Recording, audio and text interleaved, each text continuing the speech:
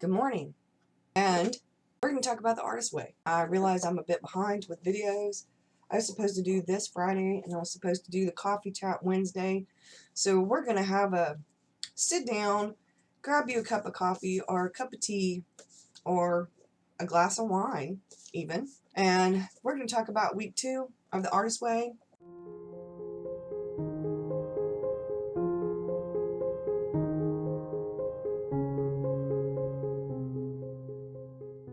Mara got her book, and Hannah should be getting her book on Tuesday. I checked Amazon. It's looking like delivery is going to be Tuesday.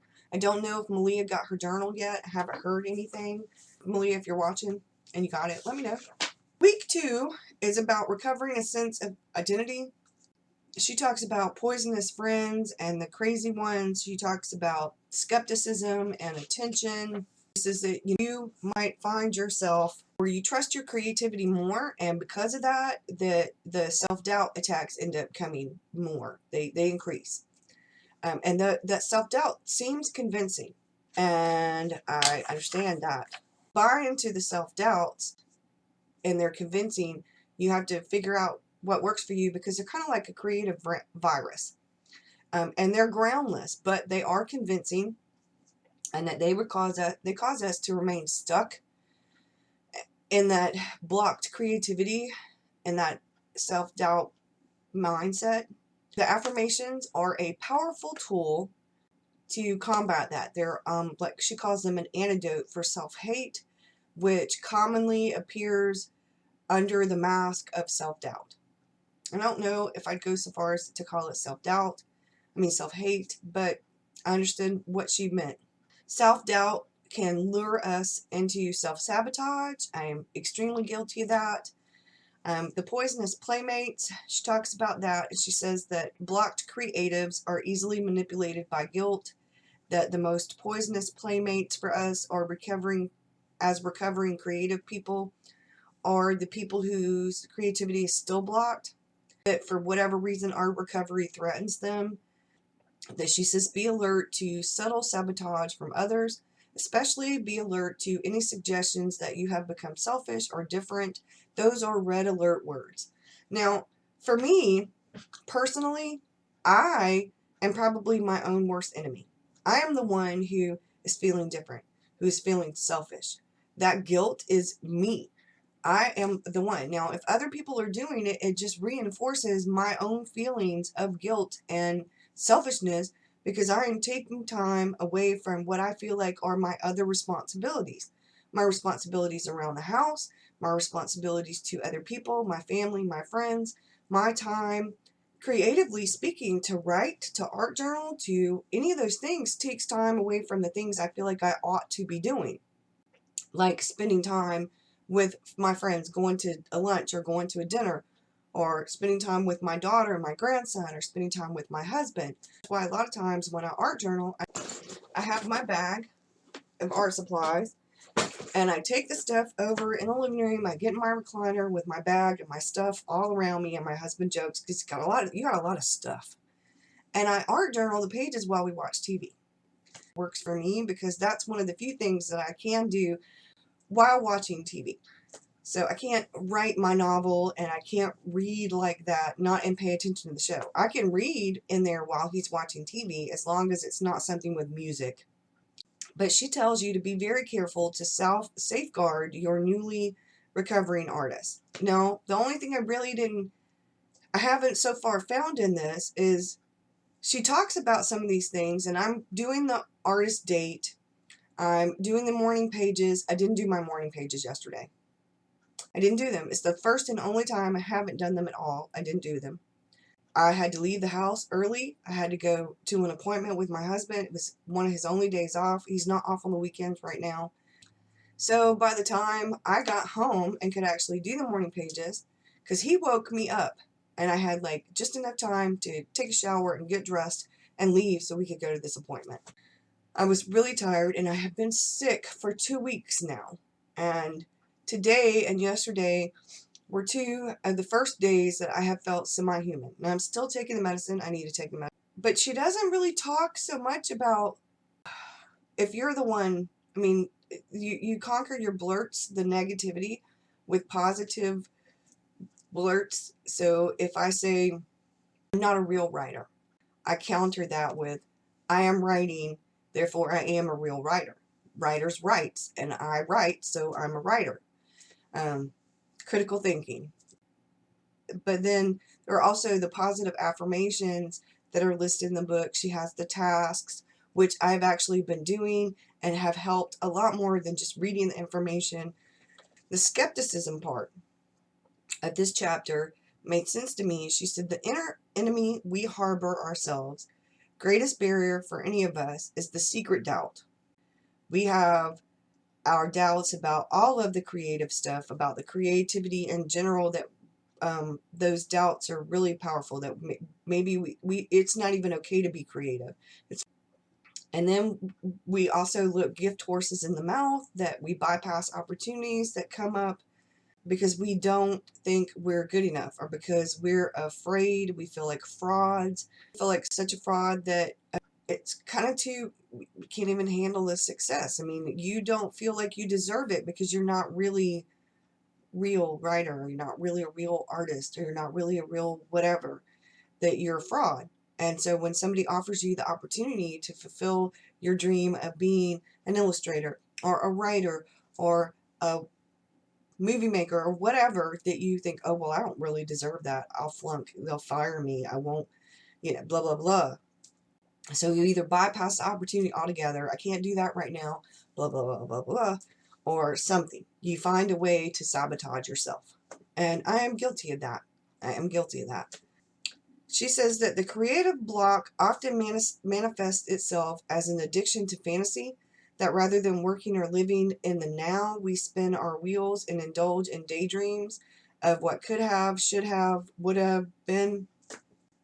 One of the greatest misconceptions about the artistic life is that it entails great swatches of time, that of aimlessness.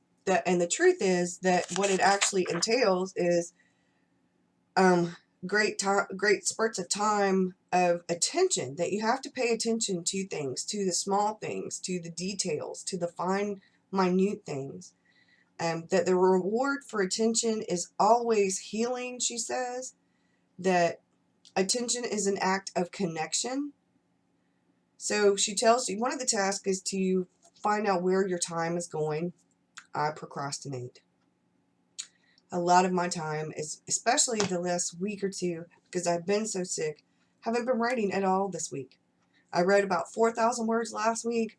My head has been in my novel. I have been writing little bits and pieces about character arc and the plot and the story in and of itself in my journal, but I haven't actually written on the computer in the story in a week. I have been art journaling every day. Both journals. I made the time during one of my artistic dates to take my new notebook and cover it. I put gesso on it. I watercolored it. I put washi tape on it. I put an image that I found that kind of was reminiscent of the month of February and love and hope, and put 2 little lovebirds on there that I printed out from the internet. And so my Fauxbonacci is now covered, and it looks on the front anyway. I made the time to make some watercolor inserts. I haven't been able to use them yet. It wasn't working for me, the ring bound thing.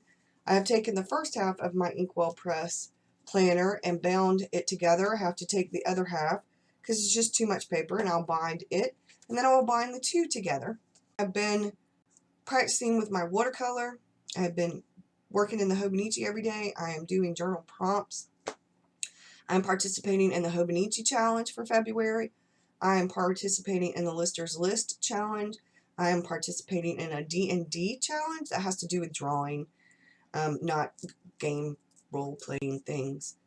And then I'm also doing the Illustrate Your Life, Urban Sketching, Draw Your Life, Smash Book kind of journaling as well. And I'm making sure that I do that every day. Every single day, because when I didn't do that in October, November, and December, my depression got worse. It was worse. One of my other artist dates was to Starbucks. I got a cup of coffee. I sat down. I read a chapter of a book. I also ordered some stickers from Etsy from different places, Allie Brown and a couple other different places. But morning pages have been more about connecting to my creative self, and in the mornings kind of doing a little bit of a what I need to accomplish that day, and then the self-doubts come and I write them out, and then I start bashing away those negative things with more positive things, like what she was talking about. I counter them. When I make negative comments about how I'm not really talented, how I'm scared that even if I finish my novel, what happens when I edit it and then I revise it, I do some rewrites, and then I end up with the beta readers reading my novel, and then they tell me that it friggin' sucks. I mean, it's better now if I just quit now than if I go through all that heartbreak, right? This is, things that are weighing on my mind. I counter those negative thoughts, that fear, with positive thoughts and with some of the affirmations, just little tiny ones for that day. Like, I have the power to transform my life. I have the power to be better. I have the power to change. I have the power to be creative. I am a creative individual. I love creativity. And that's what I do. I kind of go about things maybe in a little bit of a random disconnect way, and then towards the end, most of it connects all together for my morning pages, but not always. Some mornings I vent. Some mornings I'm ranting about a Roku remote. Some mornings I am ranting because I'm frustrated, because I can't write, because I've been too sick to sit at the desk and write. But I have noticed that the more time I take, whether it's 5 minutes walking around the yard or 30 minutes sitting at a coffee house having a cup of coffee and coloring in my journal, or putting stickers and ephemera and putting a page together, or whatever, reading a book, reading a chapter in a book, whatever it is, whatever amount of time it is, when I take that brief amount of time, do something that is specifically for me creatively, I feel so much better, so much more positive. So I think this is working. One of the tasks was to write down 10 tiny changes that you would like to make. I wrote mine down. I think it's important to do some of these things. I am trying to conquer my self-doubts, and that's what this course is really all about for me. For some people, maybe it's about other things. I mean, it is about some other things for me too. It's about finding a way to live a truly creative life and to not feel guilty about it. It's about finding my creative niche. It's about finally being okay with the fact that I am, as an artsy farty kind of person. I mean, I always have been. I probably always will be. I'm a book nerd. Whatever those labels you want to put on, okay. Like I said, I'm a book nerd. I'm an artsy kind of person. I love creativity. I'm a do-it-yourself, or I love that kind of shit. I love it. Decorating and anything that is artistic and creative, writing, poetry.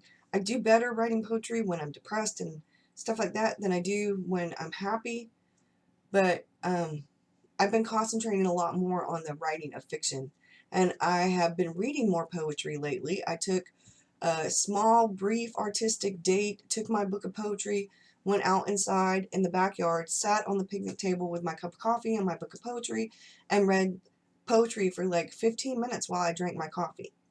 That was my artistic date for that day. I've been trying to do 5 or 10 minute artistic dates every day, and then doing the 1 hour artistic date once a week. I feel really good when I do that. When I take 5 or 10 minutes during my day, or 15 minutes, to do that little artistic date for myself. And that's not what but that's what's working for me, because it gives me some me time away from trying to write. This is a separate and apart from my writing, that part of it, because, like I said, this past week I've been so sick I haven't been able to write. And instead of feeling guilty about not being able to write, I have been pursuing other artistic avenues. One day I took my coffee and my writer notebook and my fountain pen, and I went on the front porch and sat in a chair, and I wrote about my character for like 10 or 15 minutes. And even though I haven't been writing, I don't feel guilty because my head has been in my novel every day. For at least a period of time, my head has been in my novel every day this past week. I just have been really too sick to write. And now, maybe it's an excuse. Maybe not, but I know it's got to start somewhere, and I figured instead of feeling guilty, I would just do positive things that had to do with my novel and not worry about it. I'm not going to worry about it. I will get to the writing, sit at the desk, sit in the chair with my laptop, whatever. And when it hits me, I will start writing again. But in the meantime, I am doing all these things that make me feel good creatively, and they're pushing me towards sitting down at this desk in front of this computer screen and writing about my novel, and not just writing bits and pieces about it in my notebook with my pen. That's where I'm at. My writing is still kind of, part of it's because I'm sick, and I think part of it's because I've been avoiding it a little bit. So hopefully week 3 will get me to the place where I'm not avoiding it anymore. To say that I've come a long way with the journaling. I've come a long way with the art journaling. Come a long way with my reading. Come a long way with the morning pages. I'm coming along. I'm getting there. And that's what this whole course is all about. It's getting back into me doing all those creative things that I need to do, want to do, and getting my creative self in order. And being happy about it. And feeling free and keeping my mind open, being mindful of all of it. So I hope you've had a good week. I will see you again soon. Monday is going to be Coffee Chat Monday. Wednesday is going to be Writer Wednesday. Friday is going to be, I don't know yet, maybe art journaling. I'm not quite sure. And then Sunday is going to be the Artist Way check-in from now on. I'm going to do these videos on Sundays. I hope you guys have a good one. I'll see you again soon. Thanks for watching. Bye.